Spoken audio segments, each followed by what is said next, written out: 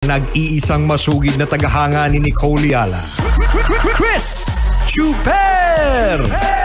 Kasama ang nag-iisang diehard fan ni Chris Chuper, Nicole Yala! Dear Nicole and Chris. Dear Nicole and Chris. Dear Nicole and Chris. Dear Nicole and Chris. Magandang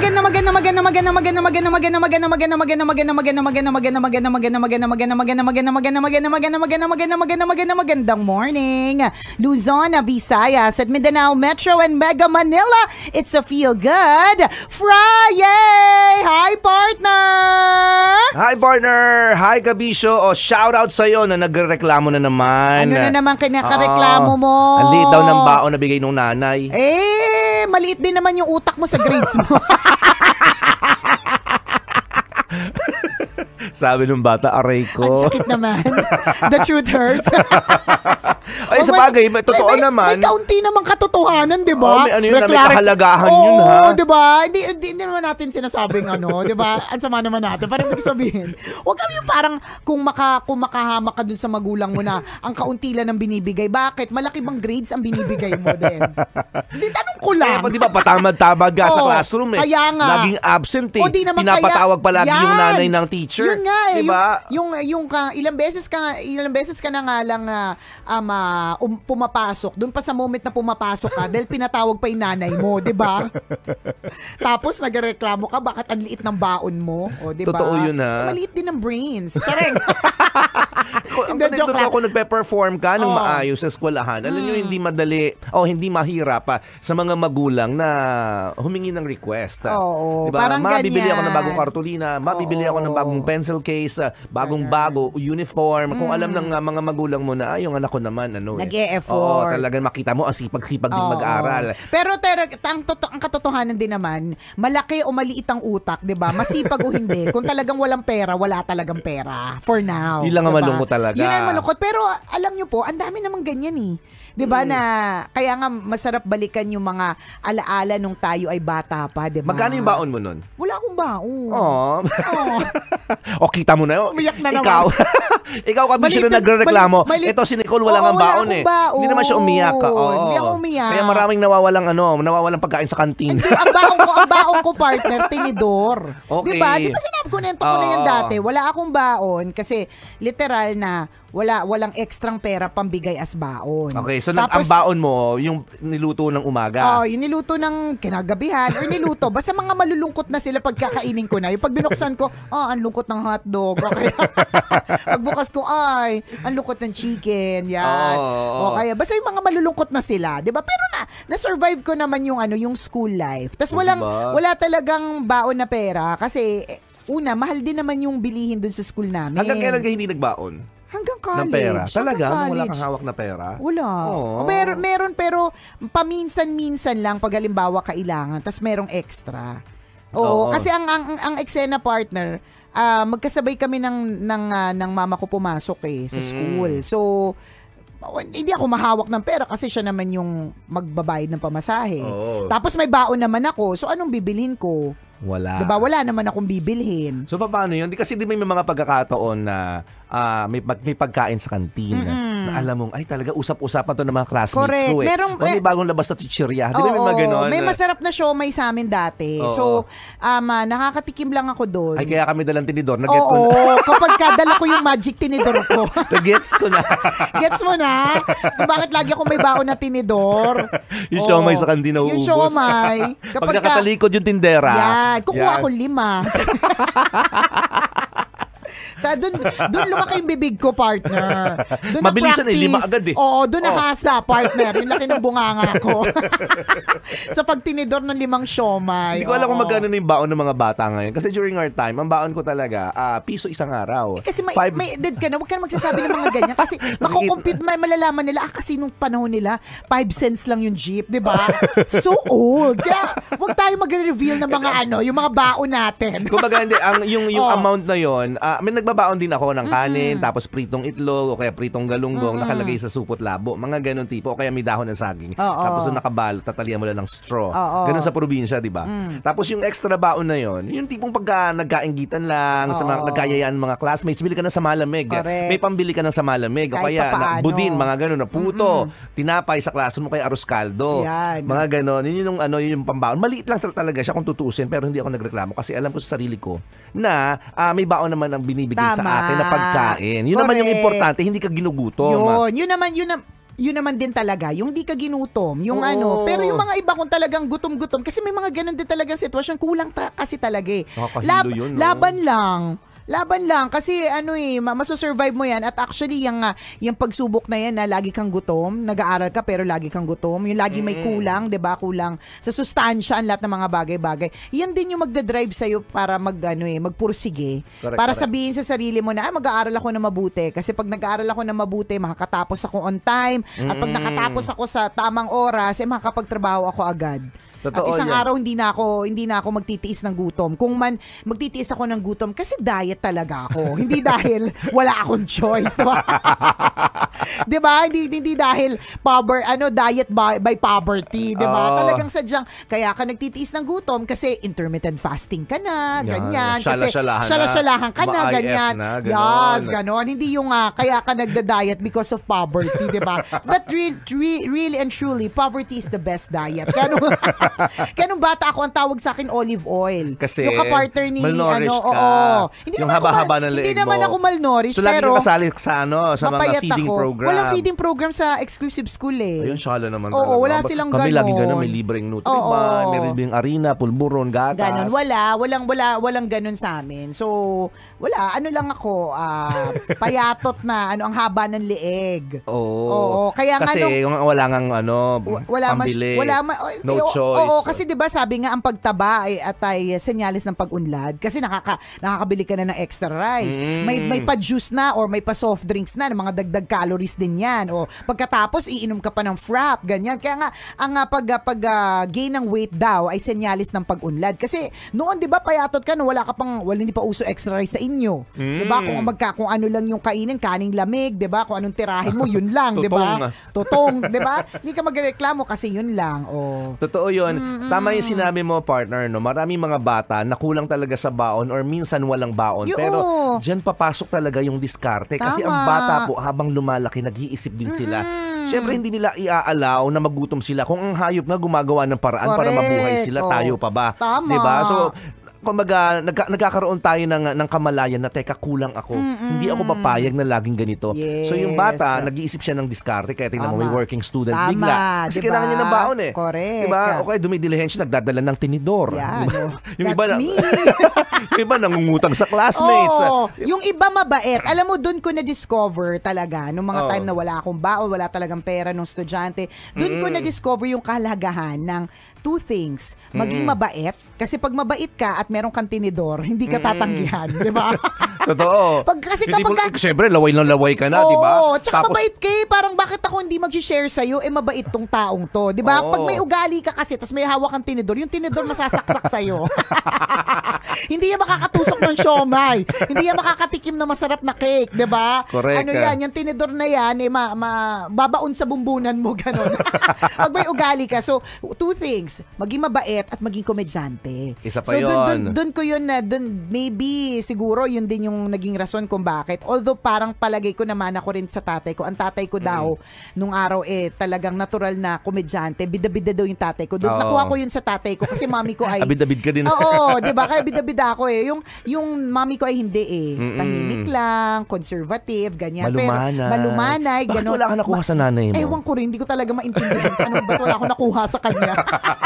Pero yung tatay ko, lalo na bago siya na stroke partner, ganun daw siya, bida ng inuman, siya yung kakwento ng matitindi, mga ganun. So, dun ko na-realize na, okay, pag komedyante ka, pag mahilig ka magpatawa, walang rason para hindi ka isama. Totoo. So kaya kahit na wala akong pera, partner, na-experience ko pa rin lahat. Ibig sabihin, nakakanood ako ng sine. Nung araw, ang usong theme park sa malapit sa school namin sa Glorieta ay Glicos. Nakakapag-Glicos ako at lahat yun dahil sa PR. Alam mo yun? Kita mo na. Oo, lahat yun dahil sa PR. Dahil number 1, dapat mabait ka. Number 2, dapat nakakatawa ka at nakakatuwa ka kasama. Yun yung naisip ko na parang hindi ako pwedeng walang ambag. Kasi pag wala akong ambag, hindi ako kasali sa outing. Magugutom ka. Magugutom, Ake. Hindi ka makakatapos kasi lagi ka nahihimatay. Tama. At hindi maganda yun Oo. So maganda rin pag tinignan po natin mga kaibigan, yung katotohanan na wala kang baon, malungkot. Pero after that story, ang dami mo palang nakuhang lesson doon, no? Nakakuha ka ng diskarte, 'di ba? Tamang diskarte para makasurvive sa pag-aaral at nabuo yung aspirations mo na hindi ako papayag habang buhay wala akong baon. Walang ganito. So pagtatrabahuhan mo talaga. Kumbaga dahil sa kawalan mo ng baon, nagkakaroon ka ng matayog na pangarap. Diba? So mabuhay po yung mga kabisyo natin na walang baon ngayon.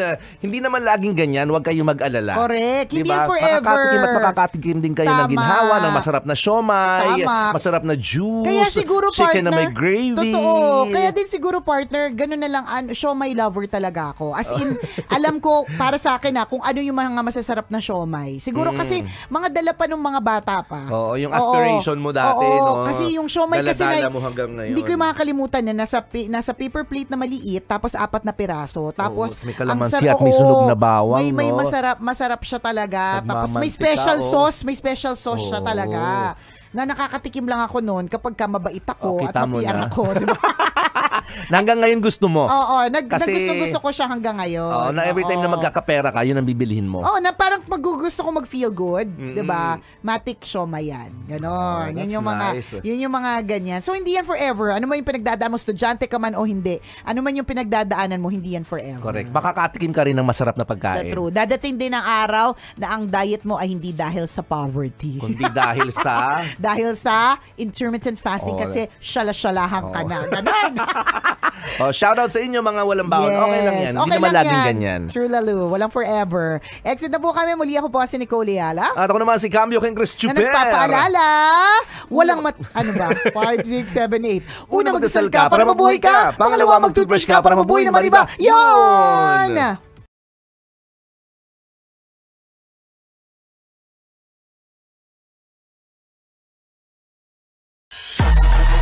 Hey! Tambala na! At eto na sila, ang nag-iisang masugid na tagahanga ni Nicole Leala. Chris Chuper! Kasama ang nag-iisang diehard fan ni Chris Chuper, Nicole Leala! Dear Nicole and Chris. Dear Nicole and Chris. Dear Nicole and Chris. Dear Nicole and Chris.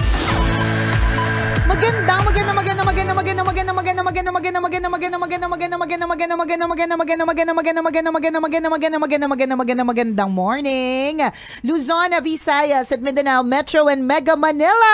It's a feel good Friday. Hi, partner.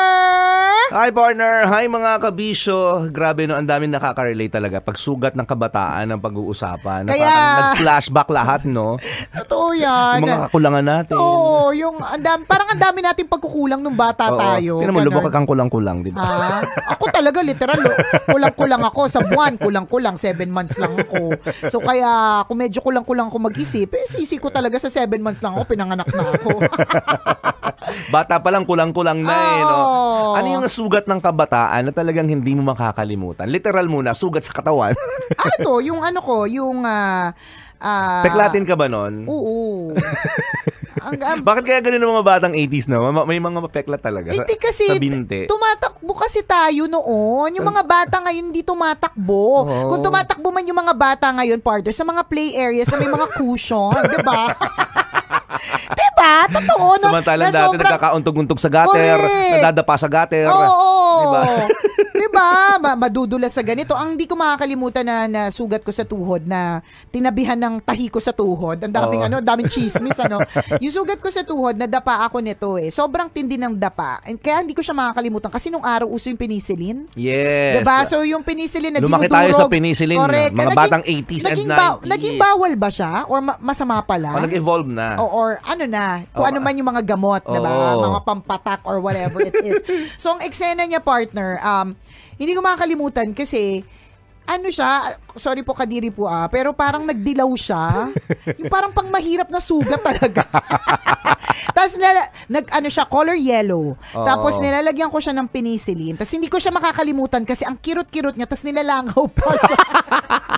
Tapos pag every time na may langaw na pupunta dun sa sugat. Tsaka wala kang pakialam kahit nilalangaw siya. Hindi naman. Aminin mo. Hindi, Nahaya mo siya nakadapo doon. Sige, mag-fiesta ka dyan. Hindi ko siya, eat your dinner. Hindi ko siya hinahayaan, partner, kasi masakit. Kasi nga naninilaw na. Hindi mo kasi, alam mo, yung kapartner ng penicillin, agwaksinada. Hindi, may agwaksinada din naman Pabubulain siya. mo muna para malinis, saka mo lagyan ng penicillin. Baka hindi ko kasi pinabula. Baka kasi, sorry na po, di Tsaka ba? parang, so may mga gano'n, kaya hindi ko yung makakalimutan. Bukod sa sugat, sabi mo kasi literal. Ikaw ang meron ka dito. Yes, ito. Sa kamay. Oo. Gawa ng kalaro ko to eh. Hindi ako may gawa. Oo, ganyan. Pero pinalabas ko na lang sa lola ko na ako may gawa. Para hindi mapagalitan yung kalaro mo. Kasi yung huling kalaro na pinagalitan ng lola mo, sinabit dun sa puno ng langka. Ginawa pong prutas, ginawang langka. Binalot po sa sako, tapos sinabit sa puno ng langka. Tapos sabi ng mga tao, uy, ang laki ng bunga. Oo, true. Tapos nila property of Policena. Di ba ganun yung mga langka para hindi nakawin? Binabalot po ng sako. Ganun. So, joke lang. Kulang talaga yung mga pag-iisip namin. Pero joke lang po charot lang Wala pong kalaro na isisinako sa kwentong ito. Ganon. So, may mga sugat. Ang isa pang sugat ko na hindi ko makakalimutan peklat. Wala kasi kaming kabayo ng partner, ng plancha. Okay. Kasi nasira. Okay. Kailangan kong plancha yung uniform ko. So, pagka... Siya medyo yayamanin nga pag may kabayo kayo sa bahay. Dati sa supa-supa lang unan. Tsaka nabutan ko yung partner yung may coal, yung uling. Social, may coal. Walang pera pero may coal. Yung plancha namin may coal. Inshallah naman. May coal, may uling. Naabutan ko yun, yung uling.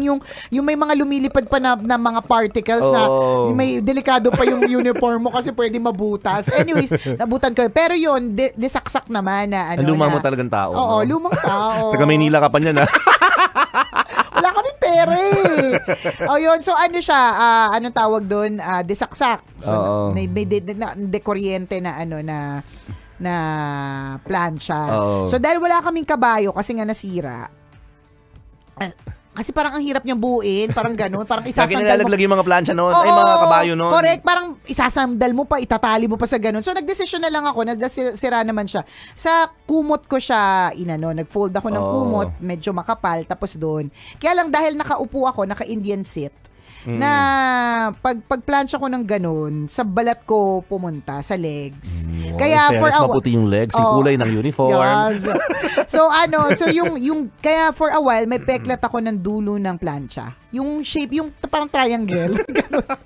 Yung corner ng plancha, na pa-triangulo, may gano'n. Markadong-markado sa balat mo. Correct.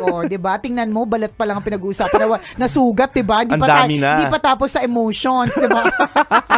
Ang dami na agad. Saka parang sobrang normal. Nung mga bata tayo, normal talaga na may kalaro kang galisin. Parang wala naman akong kalarong galisin kasi ako na yun. So for them, normal. Correct. So kasi ikaw yun. ako yung galisin. Sareng, diba? Ako yung mga parang kalaro ko. Normal yung mga nalalangaw. Oo, may mga yung tipong nagkikwentuhan kayo tapos nilalangaw yung galis ng katabi mo. At hindi ka natitinag doon kasi feeling mo normal lang siya. Na parang ang dudumi ninyo, dudumi ng kuko. Tapos may galisin, may mga kalaro ka talagang sobrang galisin. Hindi lang isa, dalawa, tatlo yung sugat niya. Ang dami, tapos kinakamot-kamot niya. Tapos yung isang katabi niya, kinakain niya yung sipon niya. Oo, mga ganun. Sorry po, mga friendship namin ganyan. Pero masasaya silang kasama. Oo, kaya masarap silang kabanding. Correct. Yung isa nga, diba talaga nalalaglag yung kuto pag naglalaro kayo ng pikunon eh. Correct. Diba? Ulam din naman yun. May kalaro kang kutuhin talaga, literal. Nalalaglag sa balikat. Katinausapan natin, partner. May lisain din. Pag ginanon ang haba, di ba? Ang dami, isang pamilya yung masusungkit mo. May isang, sa isang pagsungkit, iba-iba yung kulay ng lisa. May puti, may gold. Hindi lang basta kuto, may kuyuman. Di ba? May kalaro nga ako eh. Basta sobrang dami ng kuto. Di ba uso kasi yung suyod? Noon ngayon, hindi na masyadong uso yung hindi suyod. Hindi na kasi uso na ngayon yung may mga gamot na. Yes, may mga shampoo ng effective na pantanggal ng kuto. Nung panahon noon, wala pa masyado. Regular suyod shampoo lang. lang. Suyod, bibili nanay mo sa palengke ng suyod. Yung ang sakit sa anet. Oo. At hindi mo pwedeng pakawalan yun kasi pag hindi mo siya pinatay, dapat hindi mo pakakawalan, dapat papatayin mo. Kasi babalik ulit sila, ganun sila kagaling. Truth. So, kukuha ng bond paper yung nanay, may notebook ng anak. Doon ilalagay. Doon susuyurin, malalaglag. Correct. Tapos doon papatayin. Tapos doon papatayin. Ano pang patay? Buko. Hindi, bote, niro-roll yun. Oo, sobrang dami naman. Yung sobrang kadiri, nagpuputukan talaga. At sobrang dami talaga. Kasi hindi naman namin naranasan yung yung binubote bote. Yung kuko. Grabe naman yung binubote. Sobrang dami na talaga. Sabi ko siya, totoong story yun. Okay, aminin mo na sa'yo ba yun? Sa kaibigan mo pa rin? Sa kaibigan namin. Na babae. Usually babae yan. Kasi mas mahaba yung mga buhok. Ganun. Nakakalurky, may mga ganyan. Pero nag-evolve na rin. So, ang mga sugat, hindi na rin nagtatagal. Minsan, ang bilis gumaling bilis na gumaling ng mga sugat ngayon. So parang ang babaho ng mga bata dati. No? Oo, parang basta may amoy talaga lahat. Amoy unan, amoy yung gano'n. Hindi, amoy labas. Alam mo yun, amoy naglaro ng 13 hours sa labas. Ganon yung mga bata. Ang babango ng mga bata. Nila. Kaya sarap nilang yakapin. Correct. Yung mga panahon namin. Parang maasim kaming lahat. Diba? Nilalangaw na maasim pa. Parang naamoy, yung usapan natin, partner, nangangati ko, tsaka naaamoy ko. Alam mo yun, ganong usapan. Ang dungis-dungis natin, no? Kung totoo, pagbabalikan mo, nakakatawa namang balikan, syempre. Pero parang pag naisip mo, parang pinabayaan ba ako? Ang iniisip ko dyan, partner, talagang medyo salat din talaga. May kakulangan din. Tsaka yung mga produkto din kasi nung araw, hindi pa ganun kadami. Yun din talaga yung uso. I mean, yun talaga yung sitwasyon noon. Correct. Yun na talaga. So kapag may kuto ka, kung kutuhin ka, suyod talaga. Ilalagay sa... Ilalagay sa notebook. Correct. Kaya sa lampi na puti. Pwede din. Ganun. Basta dapat puti para makita. Ganun. Dahil hindi pwedeng lumagpas yung mga alam natin yan. Dapat notebook kasi madulas. Kasi pag tela, madalis sila kakagapang. Dapat madulas. Alam natin lahat yan. Mali pala yung mga... Okay. Mali yung practice nyo. Mali yung kabataan ko talaga. Sinasabi ko na nga, kulang-kulang talaga. Mali Binibili talaga yung dami ng kuto na nakalagay sa bond paper. Binobote pa. Binobote yung pagpatay. Sarap kasi yung pakinggan. Pag ginagano mo, pumuputok yung kuto. Tsaka lisa. Nakakadiri man. Pero totoo po yun. Batang 80s, 90s. Pero yung mga anak kasi natin, hindi nakutuhin eh. So, ewan ko lang doon sa iba. Kutuhin pa ba yung mga anak ninyo? Hindi kasi kasi parang feeling ko, nag-evolve na rin kasi lahat ng produkto.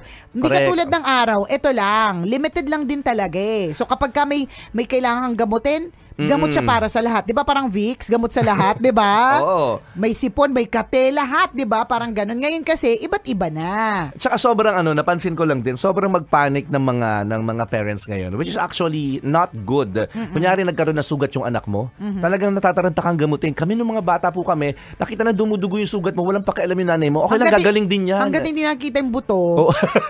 Di sila na-defense. Oo, 'di ba?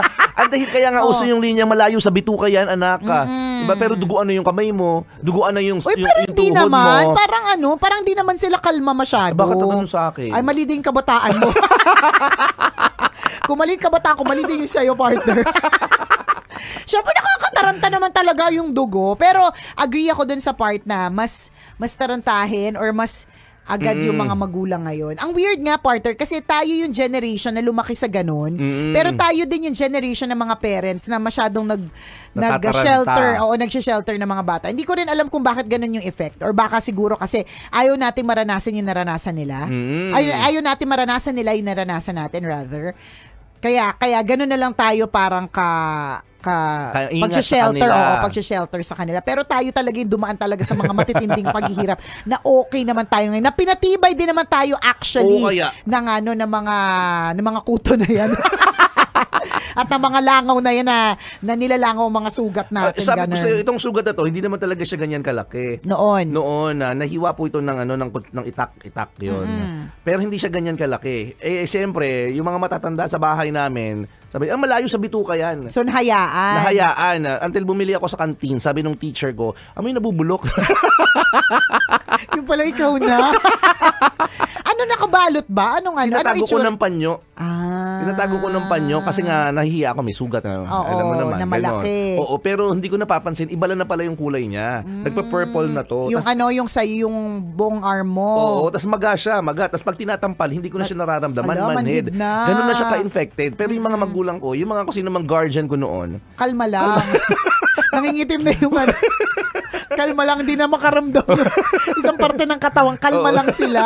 Saka ako dinala sa health center na sabi niya, tatahiin po natin kasi may infection na. So lumaki siya. Kaya lumaki. Na dapat sana. Napagaling na maaga. Oo. Ganon. Yung mga Ganyan. sugat ng kabataan. Mga ganon. Ganyan talaga. Na sana ngayon wala kang peklat. Oo, totoo yun. Pero pag may nagtatanong, paano yan? Member kami ng gang. Gusto mo sumali? Mga ganito yung mga namin. Ganito yung tattoo namin. Umaabot na sa peklat. Ganon. Totoo yan. May mga sugat tayo sa kabataan, oo. Kaya nga, minsan, kaya tayo ganito ngayon ay dahil din sa sugat ng kabataan natin. Kaya I think for parents, that's why siguro partner, gano'n na lang din tayo sa pag-shelter din sa mga kids natin now. Kasi ayaw natin magkaroon ng sugat na nagkaroon tayo noon, na dinala natin hanggang yun. We're 44. Alam mo yon, parang bakit hanggang ngayon yung sugat ng kaunti yung crayons natin noon hindi makalimutan. Hindi makalimutan. Parang ba't ganon, 'di ba? Kaya siguro ganon na lang na kung anong kaya natin ibibigay. Correct. Pero okay lang. I don't think there's anything wrong with that. Kung kaya mong ibigay, bakit naman hindi? Tandaan. Kung wala din naman, bakit diba? Hindi din naman masama. Basta wag lang sobrang pababayaan. Oo, ganon. Tsaka lagi mong tatandaan yung mga pagsubok na pagdadaanan ng anak mo. Kung hindi man yung mga katulad ng pagsubok mo noon. Kasi nga, salat ka sa pamumuhay. Kung halimbawa, hindi sila masyadong salat ngayon, medyo nakaluluwag-luwag na. Minsan may isip tayo na, baka maging mahina ang nilalang to. Kasi hindi niya pinagdaanan yung pinagdaanan ko. Hindi. Meron niyang ibang pagsubok na ibibigay dyan na magpapatibay din sa kanila. Correct. Ganun. O, diba? Mabuhay ang mga may sugat ng kabataan! Mabuhay ang mga peklati noon. Na kuminis na ngayon. Yan, di ba? Mabuhay po tayong lahat. At mabuhay po lahat ng mga kabisya natin na makikibonding sa atin sa darating na Sunday. Magkita-kita po tayo sa book signing ni Rocky Terra sa Market Activity Center on Sunday, alas 4 ng hapon. Yan, nandun din po kami, kaya kita-kits tayo. Oo, nandun din po. Siyempre, full support ang buong Love Radio team. Congratulations again, Rocky Terra. Ayan. Kami naman po ay exit na. Maraming salamat mga kabisya sa pagtutok. Thank you dahil lagi niyo pong minamahal ang tambalan at ang Love Radio. Muli ako po si Nicole Yala. At ako naman si Cambio King Chris Chuper. Na nagpapaalala, walang matatag na relasyon sa malanding determinasyon. Yun!